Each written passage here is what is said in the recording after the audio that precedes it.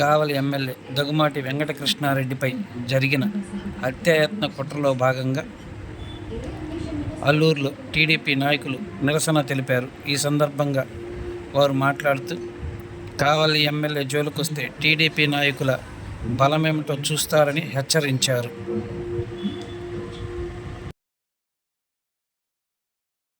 భౌతిక దాడులతోనే మీరు రెడీ అంటే ఈరోజు ఎమ్మెల్యే కావ్యకృష్ణారెడ్డి గారు కూడా మాషా మనిషి కాదు. కన్ను సైగ చేస్తే, కన్ను ఎర్ర చేస్తే మీరు భూస్థాపితం అయిపోతారు. మీకు అసలు రాజకీయంగా ఏమీ ఉండదు, జీరోలు అయిపోతారు. గుర్తుపెట్టుకోండి. అందుకని ఎప్పటికైనా మీరు హింసా రాజకీయాలు మానుకొని అభివృద్ధి రాజకీయాలతో పోటీ పడండి.